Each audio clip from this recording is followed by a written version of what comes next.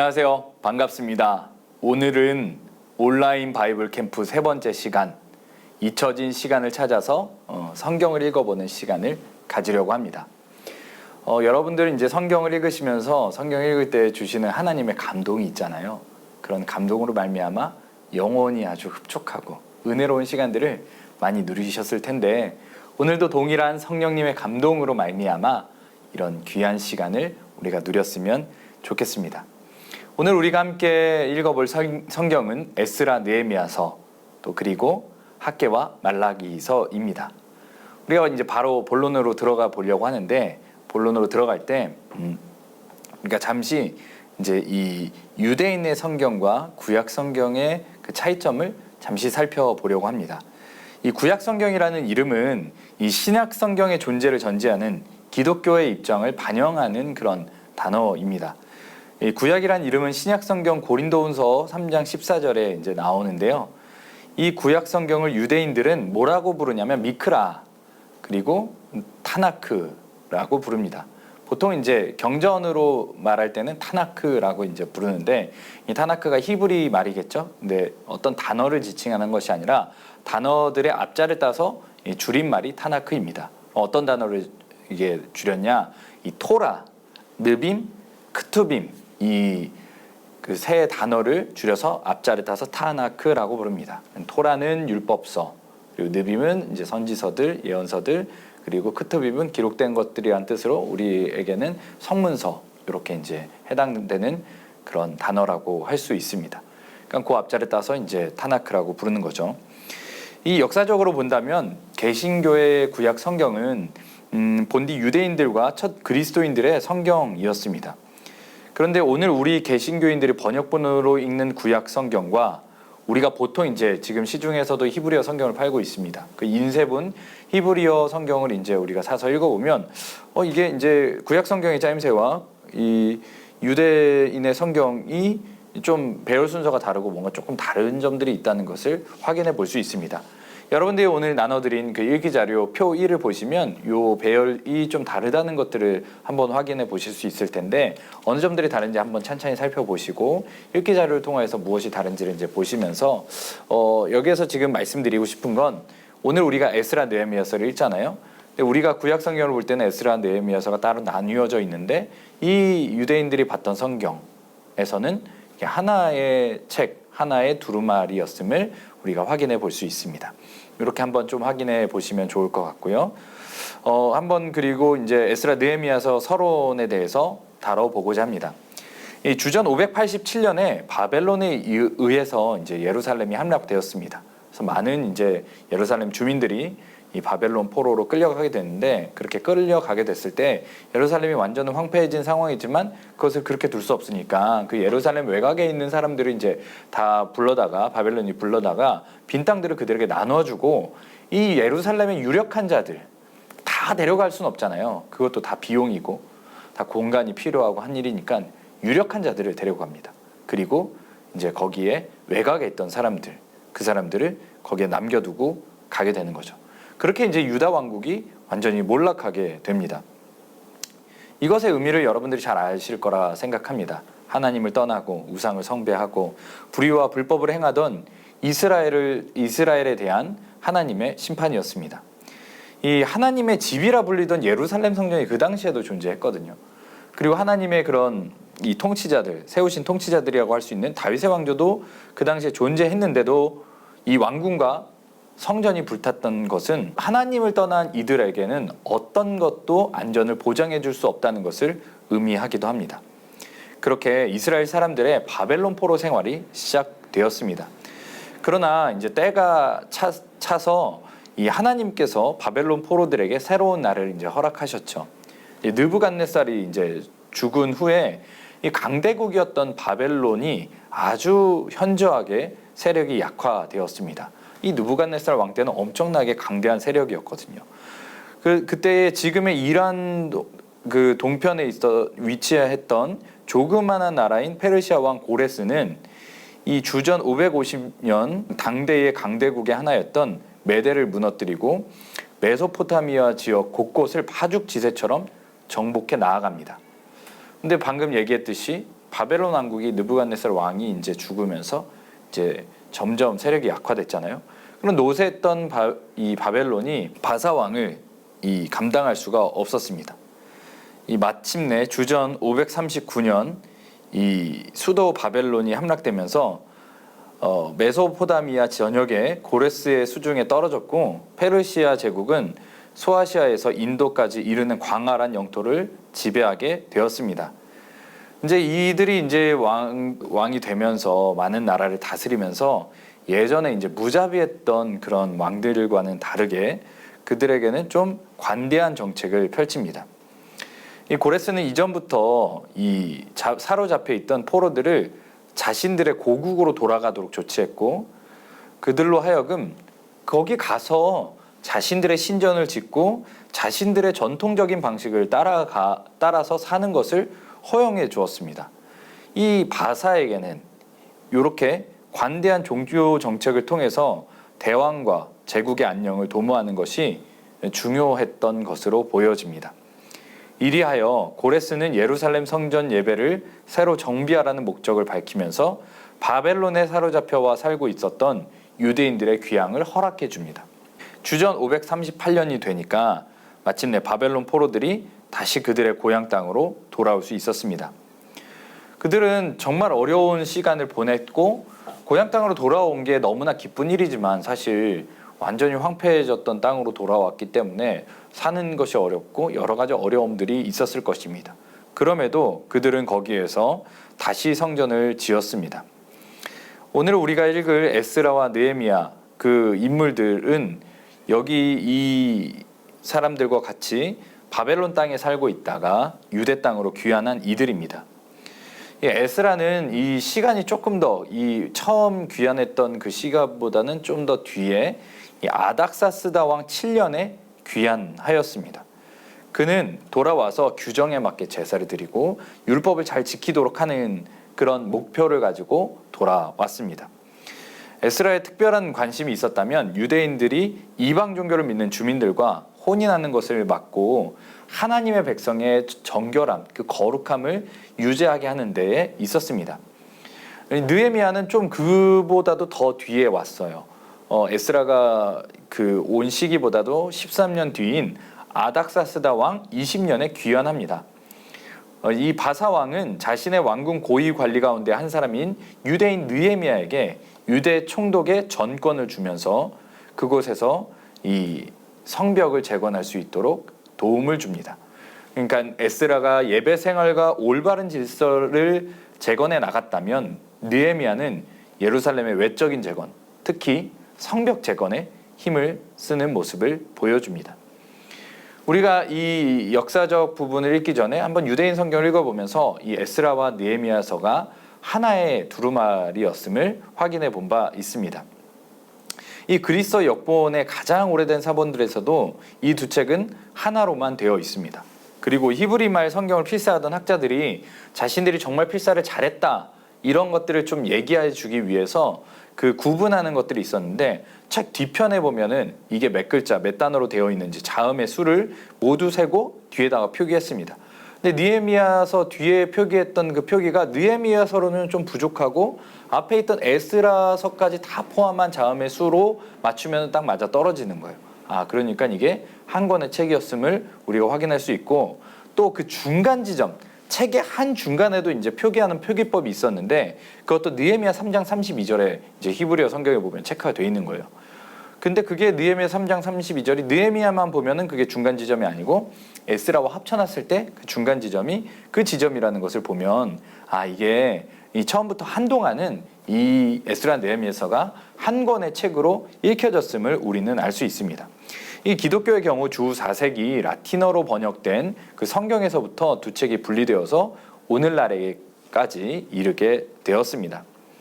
우리가 이제 오늘은 한번 에스라 느헤미야서를 한번 따로따로 읽는 게 아니라 같이 한번 읽어보려고 이렇게 이제 말씀을 드렸습니다.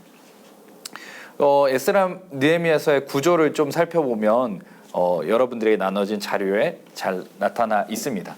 크게는요, 이 세 가지 구조로 되어 있습니다. 첫 번째는 고레스 조서와 귀환, 하나님의 집을 재건하라 이렇게 되어 있고, 두 번째로는 하나님의 집을 재건하는 공동체 이렇게 되어 있습니다.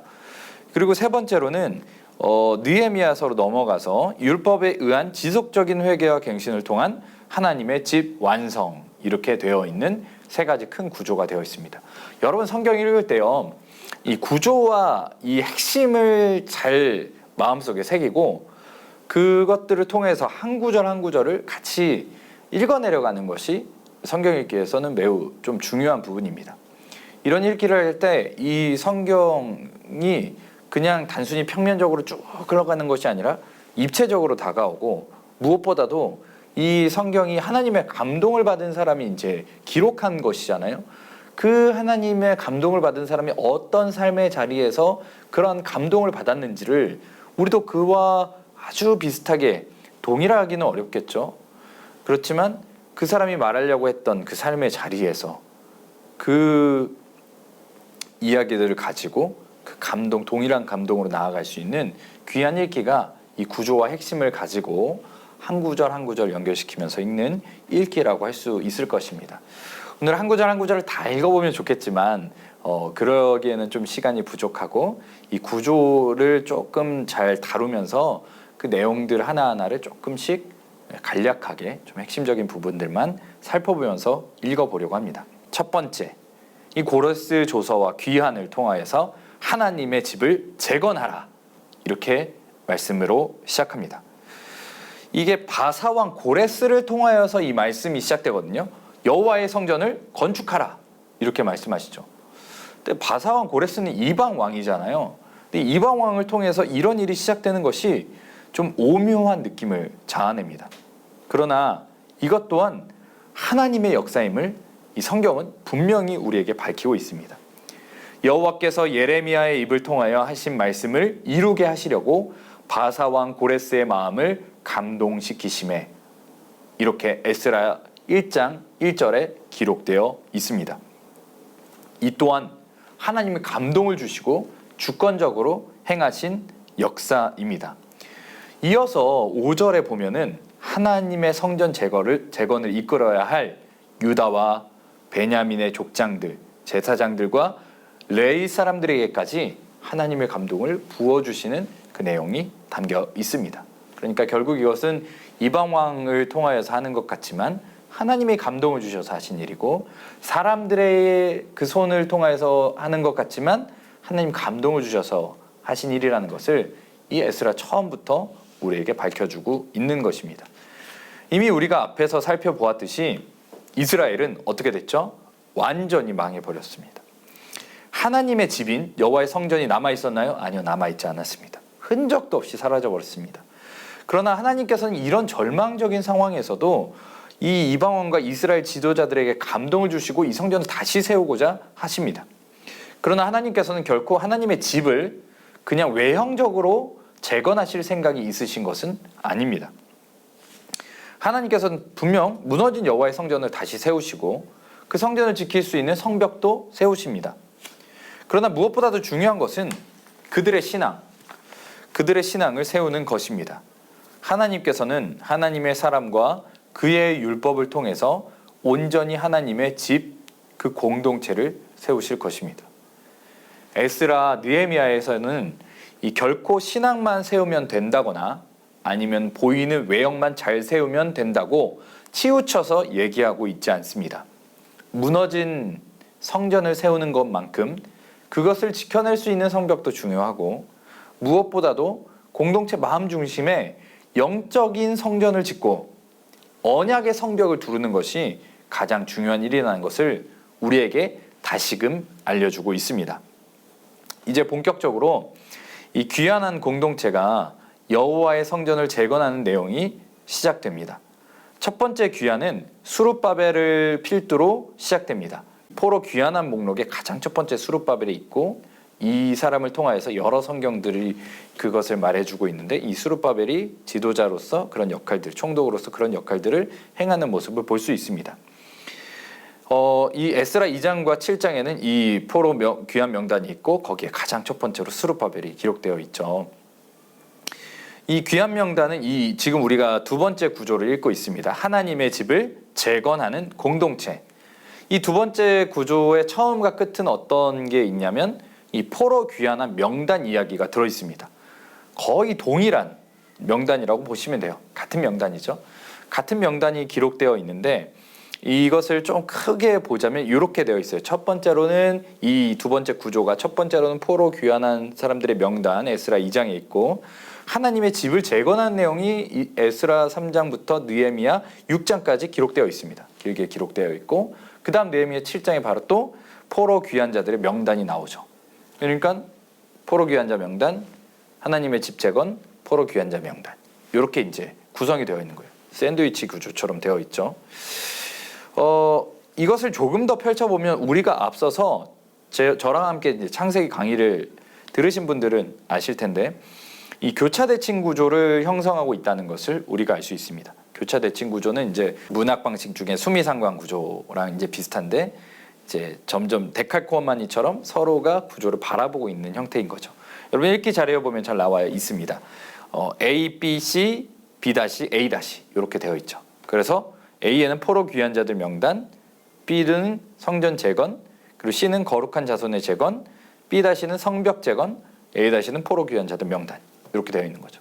그래서 여러분들에게 말씀드렸는데 이 교차대칭 구조는 이 모든 성경과 모든 구절들이 중요합니다. 그런데 이 구조를 들어서 설명하려고 할 때에는 이 중심에 있는 가운데 정가운데 위치하는 이것이 이제 가장 강조하고 싶은 이야기라고 할 수 있죠. 무슨 이야기를 강조하고 싶은 거죠?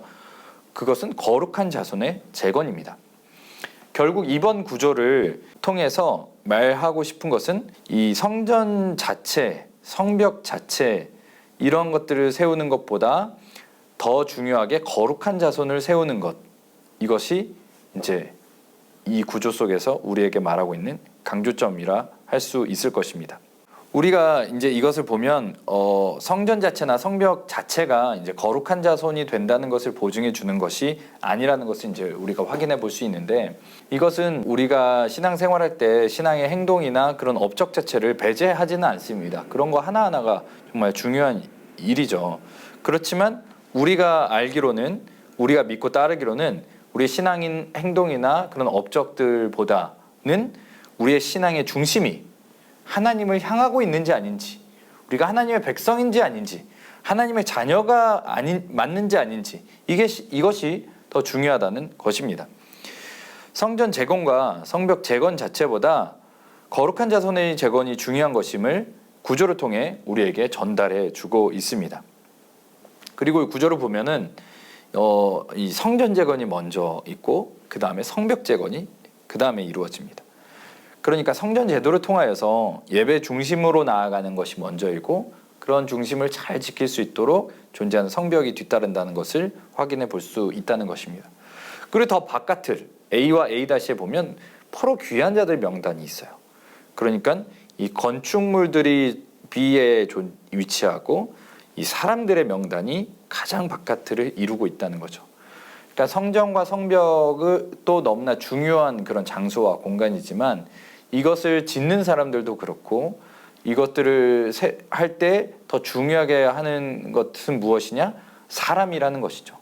사람이 이 성전과 성벽을 짓는 것이고 그 성벽과 성전을 짓는 것보다 거룩한 자손을 세우는 것이 더 중요하고 이 사람의 공동체가 더 중요하다는 것, 더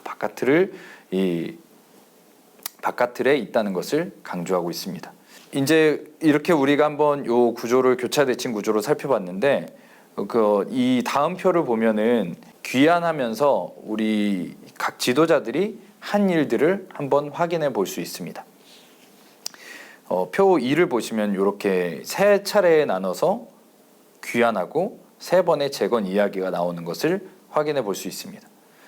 이것을 통해 하나님의 집을 온전히 재건하시는 그런 모습을 볼 수 있는데 각각의 재건 이야기들을 보면 스룹바벨을 통하여서 성전을 재건하고 에스라를 통하여서 거룩한 자손을 재건하고 느헤미야를 통하여서 성벽 재건을 하는 이야기가 여기에는 잘 담겨 있고 우리는 성경을 읽으면서 이게 성전 재건이 온전히 됐구나, 거룩한 자손이 세워졌구나, 성벽이 재건되었구나 이렇게 보게 되지만 그 성경을 하나하나 여러분들이 읽어보시면 알다시피 이 사람들에게도 이 성전을 세울 때, 거룩한 자손을 세울 때, 그리고 성벽을 세울 때 모두 다 어려움이 있었습니다. 어떤 어려움들이 있었을까요? 스룹바벨이 성전을 재건할 때에는 방백 르훔과 서기관 심세가 이 방해를 했습니다. 에스라 4장 8절에 기록되어 있죠. 그리고 에스라가 거룩한 자손을 재건할 때에는 방백과 고관들을 필두로 이방 여인을 아내로 맞이하여 거룩한 자손이 섞이게 된 일이 있었습니다. 엄청 심각한 일이었죠. 그래서 그것들을 개혁하는 그런 모습을 보여주고, 그리고 느헤미야가 성벽을 재건할 때에는 산발락과 도비야, 게셈이 이런 일을 방해합니다. 그러나 하나님의 지도자들은 하나님을 의지하며 지혜롭게 이 방해를 이겨내고 우여곡절 끝에서 정말 어려운 상황임에도 불구하고 하나님이 명하신 그 재건의 일을 완수하는 모습을 보여줍니다. 하나님의 감동과 비전이 있는 곳에 방해와 어려움이 있을 수 있느냐라는 질문에 이 성경 본문은 이렇게 대답하고 있죠. 방해와 어려움이 있다. 그러니까 우리가 하나님의 감동을 받고 하나님의 비전을 받고 무언가를 해내려고 하고 사명을 가지고 살아갈 때에도 우리 인생 가운데는 어려움과 이 고난, 방해들이 있다는 것입니다. 그러나 하나님의 감동을 받은 사람들은 그냥 감동을 받았으니까 이게 그냥 순탄하게 그냥 두면은 흘러가는 것이 아니라 하나님을 의지하고 지혜를 구하면서 그 뜻을 이루어낼 수 있다는 것을 믿음으로 나아가는 것이 중요합니다. 하나님께서는 큰 어려움 속에서도 하나님의 공동체와 지도자를 통해 하나님의 집을 재건하셨습니다. 이제 에스라 느헤미야에서 세 번째 구조입니다. 율법에 의한 지속적인 회개와 갱신을 통한 하나님의 집을 완성하십니다. 우리는 앞에서 하나님의 집이 온전히 재건되는 모습을 봤죠. 성전이 재건되고 그 중심에 거룩한 자손이 재건되고 그것을 지킬 수 있는 성벽이 재건되는 모습을 보았습니다. 그러나 우리가 한번 생각해 보면요, 있잖아요. 지금 이런 상황이 재건되기 이전에도 이게 원래 있었어요. 그러니까 성전이 원래 있었고 성벽도 있었고 거룩한 자손이 계속해서 이어지고 있었죠.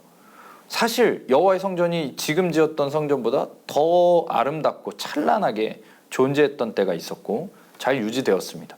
그리고 아주 강력한 군사와 아주 부국강병한 그런 나라가 계속 이어지고 있었는데 어떻게 됐죠? 하나님을 떠나 우상을 숭배하고 불의와 불법을 행하던 이스라엘에게 하나님의 심판이 임했고 그 결과 이방 나라에 넘겨졌습니다. 지금도 마찬가지입니다. 은혜롭게 세워졌다고 해서 이것이 영원하리라는 그런 보장은 없습니다. 이것이 신앙 공동체의 현실이고 위기입니다. 그러나 여기에는 분명한 메시지가 있습니다. 하나님이 떠나시면 성전과 성벽, 다윗 왕조조차도 무너지는 것을 막을 수 없지만 하나님께서 함께 하시면 어떻게 되죠? 영원한 하나님의 집이 완성되고 그뿐만이 아니라 지켜진다는 것입니다. 이렇게 이 구조 속에서는 그렇게 하나님의 백성을 온전히 그 언약으로 두루치는 내용이 나오게 되는데 에스라 8장부터 10장까지는 학사 에스라를 통하여 세 번 율법이 낭독되는 모습을 볼 수 있습니다. 에스라는 그것을 해석하고 백성들은 그 해석된 말씀을 순종합니다. 에스라와 모든 백성이 이렇게 세 번 율법을 낭독하면서 하나님과 견고한 언약을 세웁니다. 그리고 그 언약을 임봉합니다. 이게 에스라 9장 38절에 나와 있는 내용이죠. 이것은 어떤 것과 좀 상징적일까요? 앞에 나와서 세우는 것이 중요한데 이것을 지키는 것은 성벽처럼 이 언약을 세우고 이 임봉하는 것으로 이 공동체를 지키시는 모습을 이 구조에서 강조하고 있다는 것입니다. 언약을 세우는 것이 거룩한 자손의 재건이 계속해서 이어질 수 있는 확실한 길인 것입니다. 성벽을 세우고 언약을 세우고 그리고 임봉한 후에서야 이 예루살렘 성전과 성벽을 가리켜서 거룩한 성 예루살렘이라고 표현합니다. 느헤미야서 11장 1절에 기록되어 있습니다. 이제 완성된 하나님의 집에서 거주할 사람들의 명단이 이어서 나오게 됩니다. 예루살렘에 거주하는 사람과 예루살렘 밖에 거주하는 사람들의 명단이 나오는데 그러나 여기에서는 예루살렘 안에 사는 것과 예루살렘 밖에 사는 것 그것이 어디에 사는지가 중요한 것이 아니라 하나님의 언약 백성 안에 있느냐 아니냐 이것이 더 중요한 것입니다. 그렇게 모든 것이 완성된 상태에서 언약까지 임봉하고 예루살렘 성벽을 하나님께 봉헌합니다. 하나님의 집이 이제서야 온전히 재건되었고 완성된 것입니다. 그러나 이렇게 완성되었다고 해서 모든 것이 다 끝났고 이 상태가 쭉 이어지는 것이 아니죠. 이게 현실입니다. 우리는 이 현실을 좀 마주해야 합니다. 여기서 이렇게 끝나면은 와, 아주 아름다운 결말이 되는 느낌을 받을 수 있는데 물론 뒤이어져 나오는 말씀들도 아름다운 결론으로 이어집니다. 그렇지만 아주 현실적이죠. 개혁은 계속되어야 합니다. 느헤미야는 계속해서 이렇게 성벽을 세우고 이 언약을 갱신하고 언약을 세우고 임봉한 이후에도 계속해서 개혁을 합니다. 이방인을 분리시키고 성전을 깨끗하게 정화하고 무너졌던 11조로 회복하고 안식일을 회복하고 통혼 문제를 해결하면서 계속해서 하나님의 거룩한 백성이 완성될 때까지 그 하나님의 감동을 따라 행하는 모습을 보여줍니다.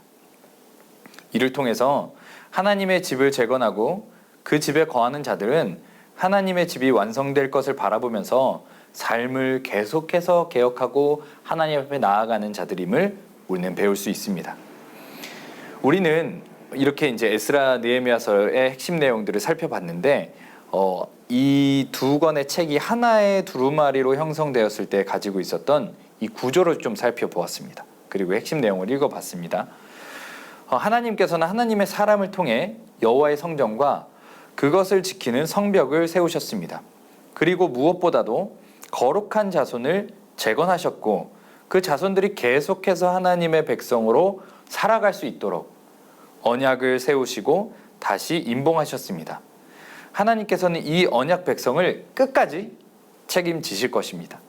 우리는 그 안에서 어떠한 어려움과 방해가 있더라도 어떻게 해야 될까요? 계속해서 삶의 자리를 지키고 또 재건할 때 재건하고 또 하나님이 주신 감동으로 말미암아 우리의 삶을 계속해서 개혁하는 삶으로 나아가야 합니다.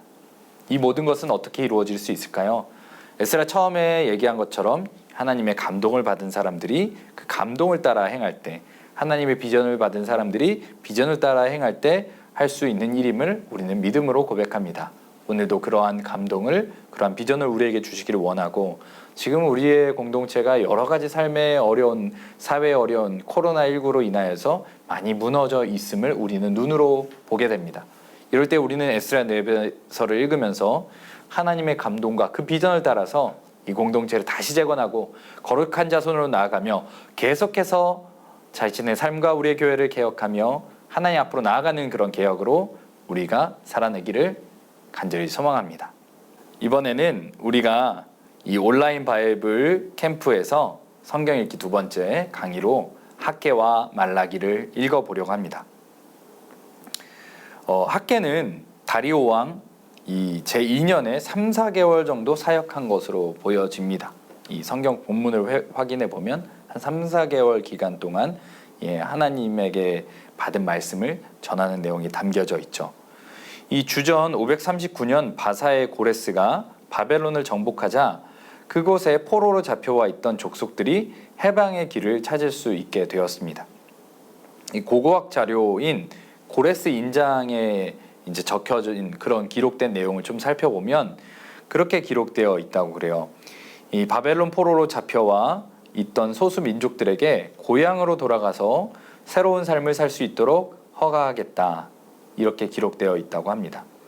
그렇게 바벨론 포로에 잡혀간 이스라엘 사람들이 주전 538년에 예루살렘으로 돌아오게 되었습니다.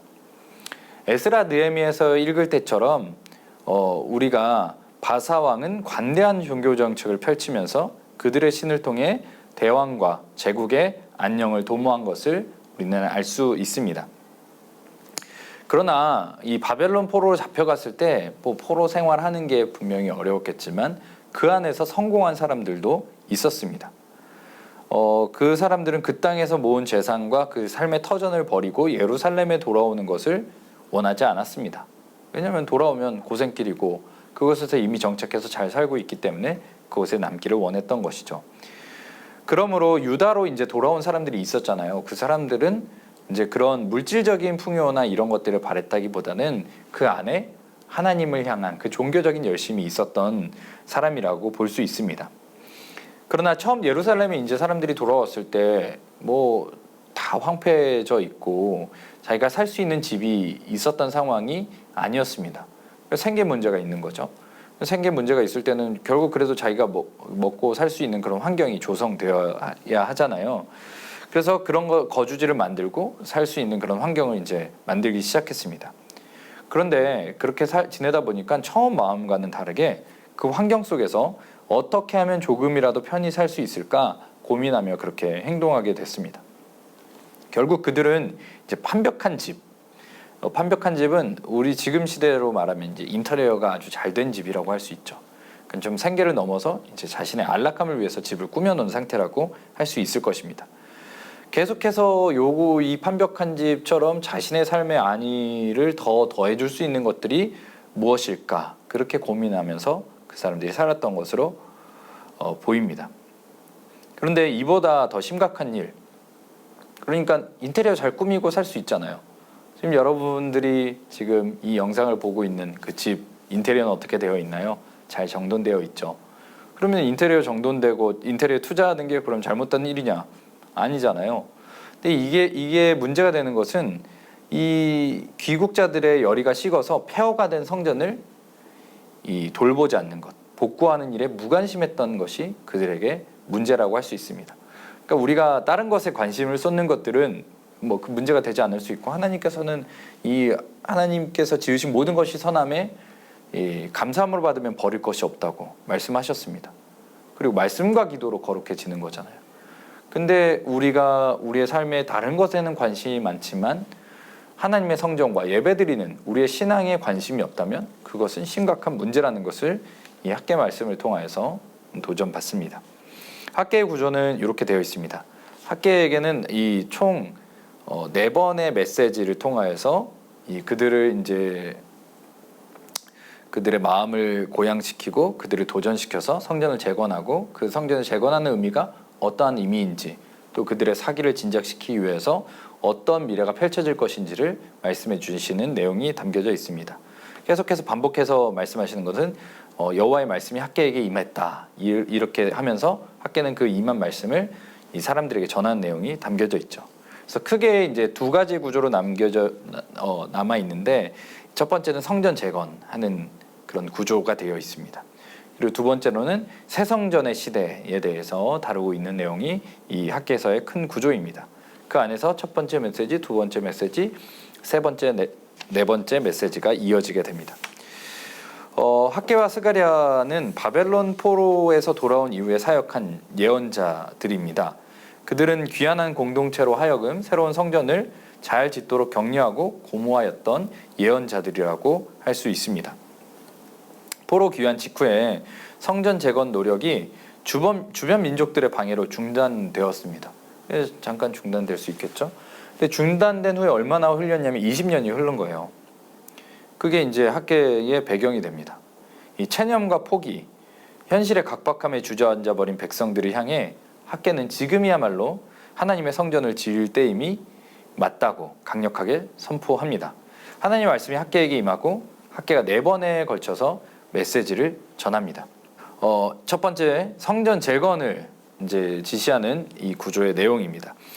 이스라엘 바벨론 포로에서 귀환할 때 종교적인 열심을 가지고 있는 사람들이 대부분이었습니다. 그러나 돌아와서 자신들의 살아갈 집을 짓고 생계 문제를 해결하다 보니까 성전 재건이 완전히 뒷전이 돼버린 거예요. 그러니까 이럴 때 누군가 나서서 성전 재건을 하자고 얘기해야 되잖아요. 첫 번째 메시지에서는 지도자와 예언자들은 모두가 함께 성전을 지을 것을 촉구합니다. 그러나 백성들은 그렇게 생각하지 않아요. 아직 여호와의 전을 지을 때가 이르지 않았다고 말합니다. 이 학계서 1장 3절에 그렇게 되어 있죠. 좀 이상해요. 성전 공사를 멈춘 지 20년이 지났고 그리고 본인들은 인테리어가 잘된 편백한 집에 거주하면서도 이렇게 말하고 있는 거예요. 여호와께서는 이들을 책망하십니다. 그러면서 학계를 통하여서 자신의 말씀을 전합니다. 지도자 수룹바벨과 대제사장 여호수아와 남은 모든 백성이 학개에게 임한 말씀을 통하여서 하나님의 음성을 듣고 감동을 받아서 여호와를 경외하는 마음을 회복합니다. 그렇게 성전 공사가 다시 시작되게 됩니다. 그렇게 이제 다시 시작됐는데, 다시 시작되면 이 두 번째 구조에 넘어갔을 때 그냥 딱 다시 시작해서 잘만 되면은 괜찮겠지만 그렇지 않죠. 현실적인 문제들이 여러 가지가 있을 거예요. 그렇기 때문에 두 번째에서는 새 성전의 시대를 말하면서 이 성전이 제대로 지어질 수 있도록 이 고무시키고 격려하는 내용이 담겨 있습니다. 분명히 하나님의 감동을 받아서 일을 시작합니다. 우리들도 여러 번 그런 일들을 겪었을 거예요. 하나님의 감동과 비전이 있어서 일을 시작했는데 너무 어려운 거예요. 힘들고. 이게 정말 하나님의 감동을 받아서 시작한 일인가? 내 욕심인가? 막 이렇게 헷갈릴 때가 있는 일들이 교회를 하다 보면, 신앙생활 하다 보면 정말 많이 있어요. 한번 멈췄던 일은 그게 그냥 멈추는 건 아니거든요. 우리의 신앙도 그래요. 우리가 신앙생활하고 어떠한 도전을 향해서 가다가 중간에 포기할 수도 있고 멈추었던 그런 신앙의 그런 자리들이 있을 것입니다. 아주 오랫동안 멈췄던 그런 훈련이나 그런 사역의 자리, 사명의 자리가 있을 텐데 그 멈췄던 것을 다시 감동을 받아서 다시 시작한 경우들이 있을 거예요. 근데 다시 시작하면은 그냥 편하게 시작될 수 있을 것 같은데 또 똑같은 어려움에 봉착합니다. 이게 신기한 일이에요. 지금 여기에서도 성전 건축을 시작했는데 또 똑같은 문제에 멈춰버린 것 같은 상황을 우리는 볼 수 있습니다. 이게 20년간이나 성전 건축이 멈춰 있었다는 게 그냥 이루어지는 일은 아니라는 거죠. 지금 이제 성전을 지을 때 어떻게 됐을까요? 성전을 짓는 사람들은 대부분 젊은 사람들이었을 것입니다. 젊은 사람들은 이전 성전의 모습도 제대로 알지를 못해요. 그러니까 알지 못하는 성전을 사실 짓고 있는 거죠. 그리고 여러 가지 이야기들을 들었을 거예요. 성전 재건할 때 뭐 그냥 시작하자 이러지 않고 예전 성전의 모습이 어땠는지 그런저런 이야기들과 뭐 설계 도면도 있고 그럼 예전에 그런 역사를 떠올려 볼 수 있고 이렇게 될 거 아니에요. 그런 얘기들을 듣다 보면은 우리가 과연 그러한 성전을 재건할 수 있을까? 그 성전의 영광을 우리가 회복할 수 있을까? 솔로몬의 아주 휘황찬란한 성전을 우리가 재건할 수 있을까? 좀 어려울 것 같은데 우리가 지어봤자 예전보다 못 미치는 그런 초라한 성전이 되지는 않을까? 이런 생각들을 했을 것입니다. 그렇게 되면 마음의 사기가 올라가나요? 떨어지나요? 떨어지죠. 마음도 고양되지가 않아요. 두 번째 메시지에서는 이런 그들에게 힘을 주며 앞으로의 성전의 영광에 대해서 비전을 주는 내용이 담겨져 있습니다. 은과 금이 넉넉치 않아도 그것뿐만 아니라 세상 만물은 여호와 하나님의 것이라는 것을 알려주시죠. 그뿐만이 아니라 이전 성전의 영광이 너네들이 볼 때는 어떨지 모르겠지만 이 우리가 세울 이후의 성전이 그 이전 성전의 영광보다 더 크다. 이렇게 강하게 선포하시죠. 그렇게 다시금 그들의 마음속에 이후에 우리가 지을 성전에 대한 그런 이 기대와 감동을 부어주십니다. 세 번째 메시지에서는 성전이 무너진 때를 상기시키면서 다시 새 성전의 기초를 놓을 때를 기억하라고 말씀하십니다. 그러면서 하나님께서는 신실하게 새 성전을 쌓는 이들에게 복을 주실 것이라고 말씀하십니다. 그렇게 네 번째 메시지로 이어져서 성전 재건을 이끌고 있는 총독 수룹바벨에게 힘을 주는 말씀을 전하십니다. 하나님께서는 그를 온전히 세우고 여호와의 인장으로 삼겠다는 강력한 말씀을 주시면서 성전 재건을 하나님의 감동으로 온전히 이끄시는 모습을 보여줍니다. 그러니까 성전 재건 자체에 먼저 감동을 주셔서 시작하시고 그리고 이 비전을 주시는 거죠. 이후의 영광이 더 클 것이다. 그리고 그것을 짓는 너희들 참여하는 하나님께 순종하는 자들에게 복을 주실 것이다.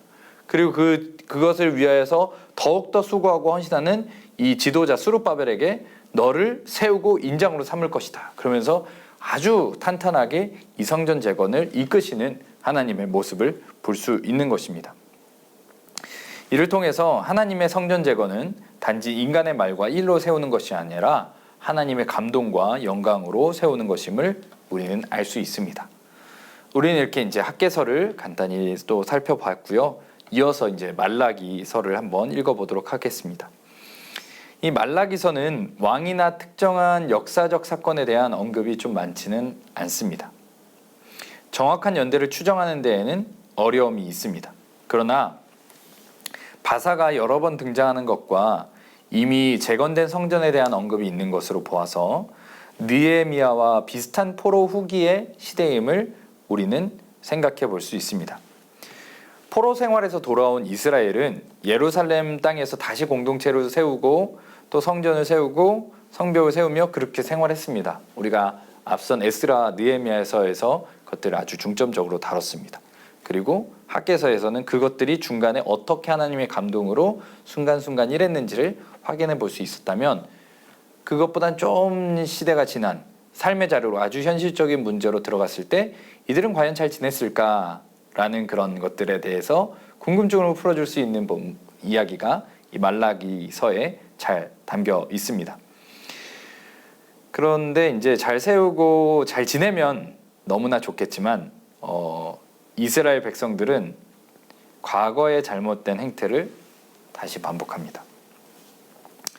포로후기 지도자가 에스라 느헤미야가 정말 열심히 일했잖아요. 우리가 앞에 살펴보면서 그 감동이 있었잖아요. 근데 오늘 본문만 보면 이 제사의식과 정치개혁을 잘 시도했지만 이런 노력조차도 이스라엘 백성 사이에 만연했던 영적인 쇠퇴를 완전히 막지는 못했던 것으로 좀 보여집니다.